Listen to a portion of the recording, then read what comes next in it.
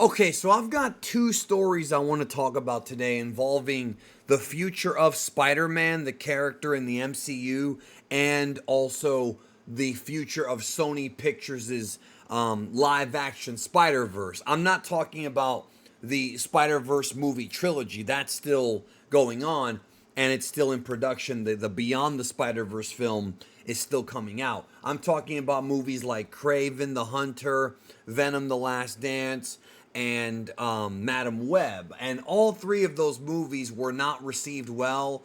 The talk is that Kraven is just another flop. And so there's been a lot of talk. I'm going to call it a rumor for right now. I'm not going to go too deep into, like, I'm not going to say it's confirmed yet, but it's heavily rumored.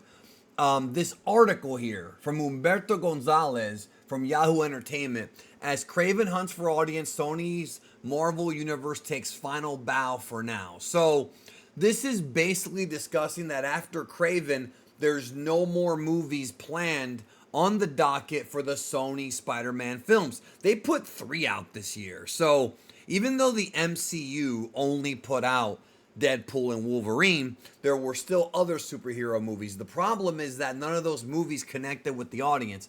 This article basically discusses a Comic Con panel in Brazil where the panel room was empty. Basically, there was almost nobody there. And it was a panel for Kraven the Hunter. Now, I haven't seen Kraven. I'm probably not going to go see it. I'll probably wait for, home video. I am going to go see Lord of the Rings, The War of the Rohirrim tomorrow. That I am going to go see, and I'll come back with a review then. But this film, Kraven, I'm just not into the Sony live action Spider-Verse without Spider-Man. I'm just not into it. I went to go see Venom 3 and I was very, very much disappointed with that movie. And now the speculation is that they're done. That they are done making movies for their own universe and are probably only going to be working on Spider-Man titles alongside Kevin Feige and Marvel. Now, I want to say that this is good. This is good because it means that they have realized that this is not working. You can make all these stories that have Spider-Man characters that they got the rights to back in the 90s, like Kraven, like Madam Web, like Venom. There's a lot of them. There's a ton of Spider-Man characters. The Kraven movie in and of itself has characters like Rhino, but they've all been sort of reinvented. But Spider-Man is the draw. Spider-Man is the selling point. That's what people want to go see. It's not so much that they want to see solo stories with Kraven or with Madam Web. They want to see those characters in a film with Spider-Man. The problem is, and it goes all the way back to Morbius, it just doesn't work without Spider-Man. Now, there is one thing I want to say about this that I think is very short-sighted on behalf of Sony, although there may be a contractual reason as to why this is not happening. I do not know. But what I find very, very strange, and make sure you leave a comment and let me know if you think I'm going crazy about this. I don't think I am.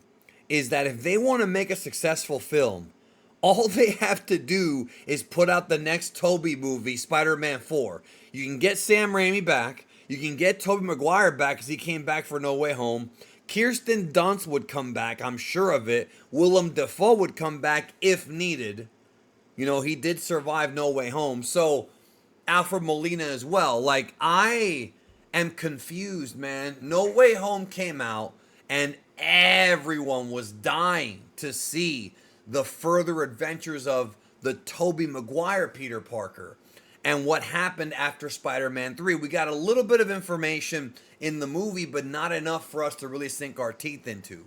Like, did him and Mary Jane, how was their family life? What happened after that? What happened after his version of Venom? There's a lot that we don't know.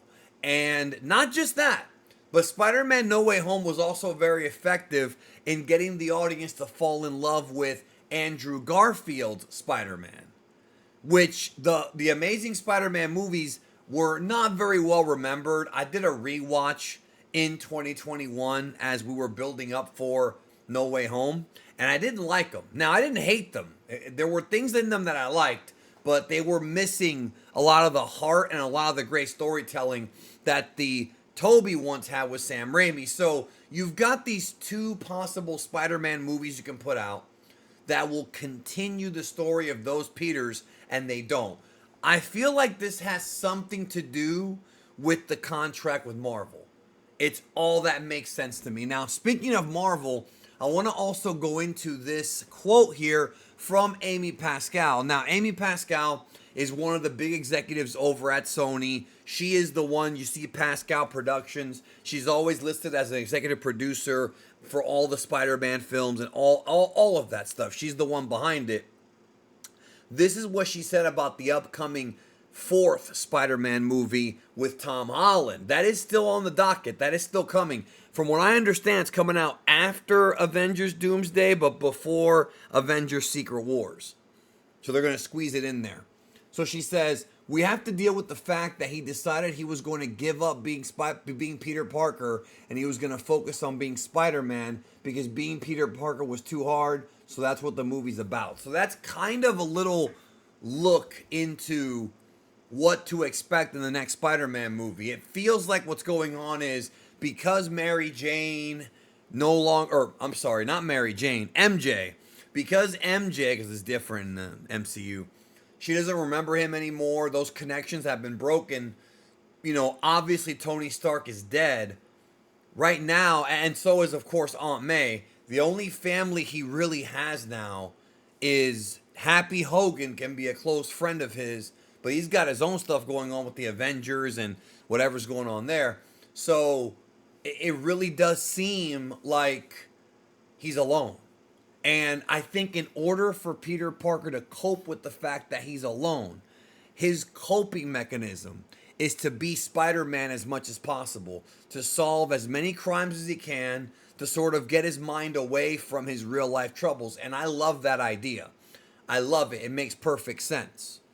Instead of being, it's sort of like how in Batman, Bruce Wayne's coping mechanism for dealing with his parents being killed is to go out and stop as many crimes as he can and prevent other people from dying innocently, innocent people. So I like the fact that because his personal life's been so destroyed with what happened in No Way Home, which was a travesty when you think about it, the other Peters went back to their universes. He's alone. He's alone. So I like that he is, I mean, he's going to probably make new friends. Hopefully him and Daredevil will have some kind of interaction. But I do love the idea that his way of coping is to just go out there every night in between probably his work, because he's in college now or whatever, his college work, is to go out there every night and save as many people as he can. But probably by the end of the film, he's going to probably figure out the duality is important and that he needs to have a social life and a personal life, because being a superhero all the time is very draining and also very painful. You know, you get hit by some of these villains, man, it hurts. So that is a great idea. And I hope that the script is good. I hope that the movie comes out great. I'm glad it's going to be a more grounded personal story. I don't know if it'll top on No Way Home, because that had those great nostalgia moments and all the Peters interacting. It was just a lot of fun. A lot of fun, that movie. But I just want it to be a good story. That's my main thing. And then, of course, we're going to eventually see him grow to be a leader in Avengers, probably Secret Wars. I don't know if it'll be in Doomsday, when he goes face to face with, obviously, Doctor Doom, whose face looks a lot like Mr. Stark. And that's going to be a big emotional moment for the character. So, lots to look forward to. I still don't understand why Sony doesn't just do a Toby film, even if it takes place before No Way Home. That's fine. He doesn't look that different. It's only been a couple years.